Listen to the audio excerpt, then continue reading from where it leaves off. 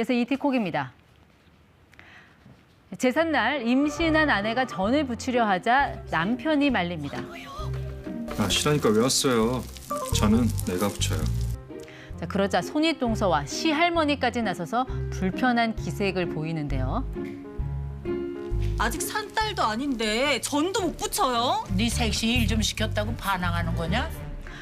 자, 이런 드라마 소재 언제까지 보게 될까요? 지금은 제사가 많이 간소화됐다지만 아직도 몸도 마음도 지갑도 힘든 경우가 많습니다. 그래서 부모님이 돌아가시면 자녀들 사이에 제사를 누가 어떻게 모실지는 예민한 사안이곤 합니다. 예전엔 제사는 당연히 장남이 지내는 걸로 알았습니다. 그런데 요즘은 왜 장남만 제사를 지내야 하냐며 불평이 나오는 경우도 있고 또 종교 문제 등으로 제사가 이 집 저 집을 떠돌기도 합니다. 그렇다고 해서 제사를 도맡지 않으려는 장남과 큰 며느리를 마냥 비난만 하기는 어렵습니다. 이유는 예전엔 호주 상속인이 돼서 제사를 지내는 장남이 다른 자녀들 지분의 50%를 가산해 유산을 더 받을 수 있었지만 지난 1991년부터는 공동 상속인인 자녀들이 상속 지분을 똑같이 나눠 갖도록 민법이 개정됐기 때문입니다. 장남 입장에서 보면 제사는 똑같이 물려받는데 왜 나한테만 제사를 지내라고 하느냐는 볼멘 소리가 나오게도 생겼습니다. 차례 지내고 바로 못 가. 성묘하러 가야지. 다음에 성묘가면 되잖아, 응? 이처럼 제사의 주제자는 장남이라던 판례가 15년 만에 깨졌습니다. 이번 소송은 혼외자를 둔 남성이 숨진 후 혼외자의 생모가 다른 유족들과의 협의 없이 숨진 남성의 유해를 납골당에 봉안하면서 비롯됐습니다.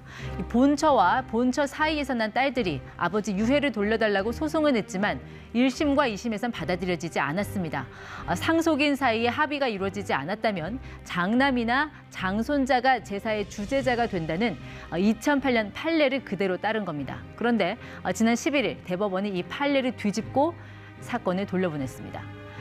유족 간의 합의가 되지 않았을 경우 부모의 장례나 제사 등은 남녀 성별에 관계없이 최고 연장자가 주재해야 한다는 것이었습니다.